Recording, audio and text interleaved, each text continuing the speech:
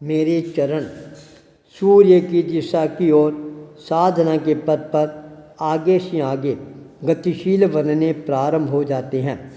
जब चरण स्वयं अपने आप ही चलने प्रारंभ हो जाते हैं तब भला मैं अपने आप को साधना के पथ पर आगे बढ़ाने वाला साधक अपने आप को क्यों नहीं बना सकता हूँ।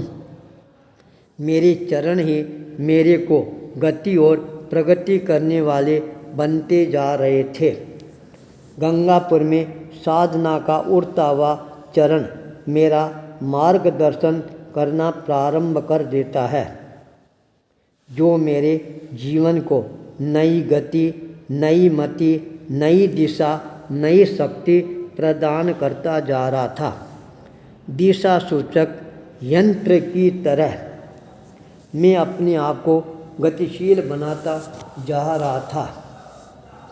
मारवाड़ सिरियारी पावन भूमि जहाँ पर आचार्य भिक्षु का परिनिर्वाण हुआ था, विकास पुरुष का जन्म और दीक्षा दिवस समारोह सानंद संपन्न हुआ था, वही अतिथि गृह के प्रांगण में साधक मुनिश्री रविंद्र कुमार जी, तपस्वी मुनि पृथ्वीराज जी जसोल की प्रेरणा से मैं अपने आप को और ज़्यादा सघनता के साथ साधना के क्षेत्र में अपने कदमों को बढ़ाता ही जा रहा था। मेरे अंतःकरण में ध्वनि के कारण मैंने निश्चित कर लिया था 21 अक्टूबर को मेरे को अपने चरणों को समग्र रूप से साधना के पथ पर गतिशील बनाना प्रारंभ कर ही देना है। चाहे कुछ भी हो जाए, मेरा संकल्प बल है वह मेरे को और ज़्यादा मजबूती प्रदान करता जा रहा था। यात्रा प्रारंभ होती है, आगे से आगे बढ़ती है। अंतिम चातुर्मास पंजाब के औद्योगिक नगरी लुधियाना शहर के तुलसी कल्याण केंद्र के प्रांगण में करने का मेरे को अवसर है वह प्राप्त होता है। उस समय पंजाब में अनेकों व्यक्तियों से मेरे को मिलने का अवसर है प्राप्त होता है। अनेकों व्यक्ति मेरे को मेरी साधना में सहयोग की भावना और ज़्यादा मजबूती के साथ बढ़ाने वाले भी मिल जाते हैं।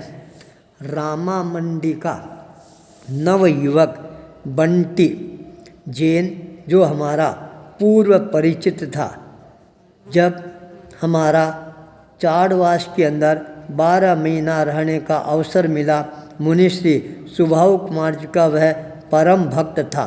उनके पास के अंदर वह प्राय हर दूसरे महीने उपस्थित होता रहता था।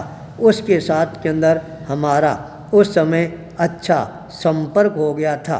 जब उसको पता लगा हमारा पंजाब प्रदेश में आगमन हो रहा है, उसने चूरू, शार्दुलपुर, पीलीबंगा आदि अनेकों क्षेत्रों में सेवा दर्शन करने का अवसर प्राप्त किया। निवेदन किया, आप हमारे गांव में भी अवश्य ही पधारना है। हमने उनकी भावनाओं को साकार रूप देने में भी अपनी तरफ से कोई कमी नहीं रखी। जब उनके गांव रामपुरा पहुंचते हैं, उसके मन में बड़ी प्रसन्नता होती है।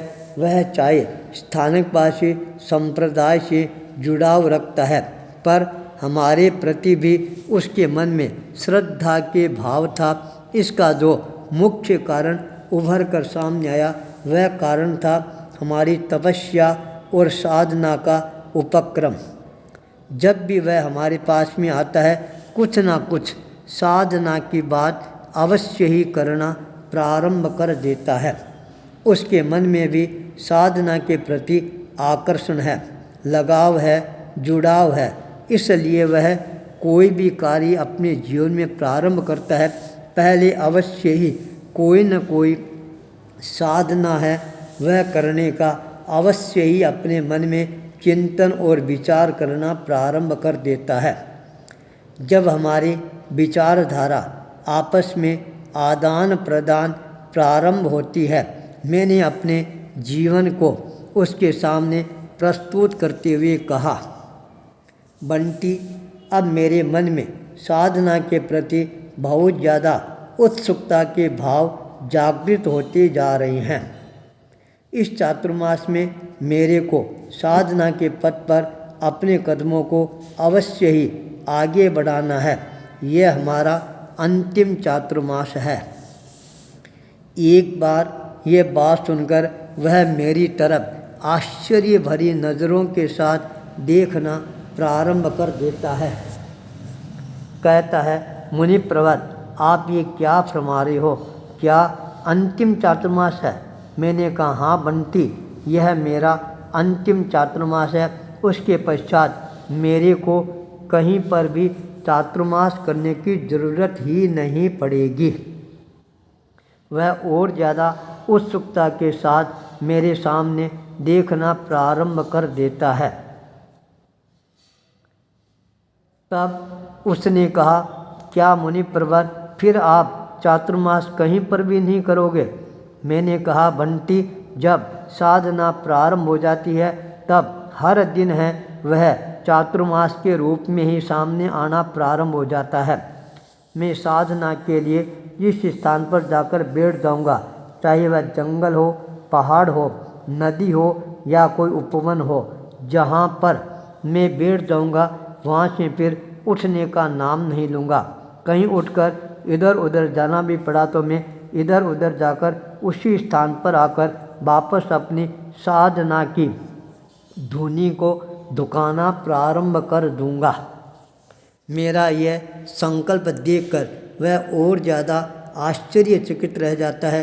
वह अपने आप को रोक नहीं पाता है। मेरी विचारधारा सुनकर नतमस्तक हो जाता है। निवेदन करता है, आप जहाँ भी रहकर साधना करो, पर हम भक्तों को आप कभी भी मत भूलना। हम आपकी साधना में कभी भी बाधक नहीं बनेंगे। साधना में हम साधक ही बनेंगे। हम आपके पास में आएंगे, बैठेंगे, आपसे साधना के बारे में चर्चा करेंगे और हम भी अपने आप को साधना के पथ पर आगे बढ़ाने के लिए तैयार करना प्रारंभ करेंगे। हमारा मन भी साधना के प्रति आगे बढ़े, ऐसा आशीर्वाद आप हमारे को प्रदान करें और आप अवश्य ही साधना के पथ पर आगे बढ़कर अपने जीवन को साधनामय बनाकर और ज़्यादा अपने आप को आत्मस्थ बनाने का प्रयास करेंगे तो हमारे लिए भी बहुत बड़ी उपलब्धि होगी। हमारे को भी गर्व होगा। हमारे संत हैं वह इस तरह से साधना के पथ पर आगे बढ़ रहे हैं।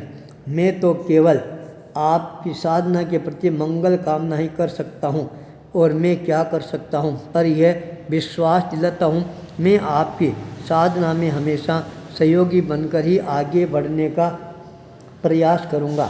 इस तरह की भावनाएं जब वह अभिव्यक्त करना प्रारंभ करता है तब मेरे मन में अपने आप ही अब प्रश्न उभर कर सामने आना प्रारंभ हो जाता है। वास्तव में सच्चा भगत वही होता है जो हमारे को साधना के पथ पर सहयोग प्रदान करने के लिए हमेशा तैयार रहता है।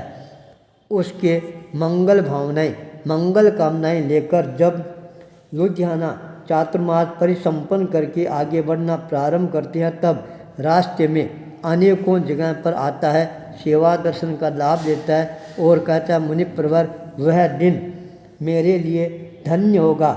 मैं इंतज़ार कर रहा हूँ जब आप साधना में एक जगह पर अवस्थित हो जाएंगे। मैं आपके चरणों में पहुंचकर अपने आप को भी साधना के पथ पर आगे बढ़ाने के लिए तैयार करना प्रारंभ कर दूंगा। आप साधना के पथ को प्रशस्त करते जाओ और जहाँ कहीं भी आप विराजमान हो वह स्थान भी साधना की तपोभूमि के रूप में हमेशा हमेशा के लिए प्रतिष्ठित हो जाए। उसकी मंगल भावनाएं लेकर मैं आगे बढ़ता हूँ और मेरे जीवन में 27 जनवरी 2022 का वह दिन आता है। विजय मुहूर्त का समय 11:55 पर मैं अपने चरणों को श्री डूंगरगढ़ में साधना के पथ पर आगे बढ़ाना प्रारंभ कर देता हूँ। सबसे पहले मेरे को योग और सहयोग मिलता है आचार्य धनंजय कुमार जी का। उनके मंगल कामनाएं लेकर मैं अपने आप को साधना के पथ पर आगे बढ़ा देता हूँ। और आज मैं मेवाड़ की धरा, मेरे पूर्वज पुंडरासर बालाजी, जिनके तपोबल के आधार पर मैं अपने आप को मेवाड़ की धरा पर साधना की दृष्टि से स्थापित करने का प्रयास करना प्रारंभ कर दिया। साधना को आगे बढ़ा रहा हूँ। मेरा एकमात्र लक्ष्य रह गया है साधना, साधना, साधना। आचार्य भूपेंद्र।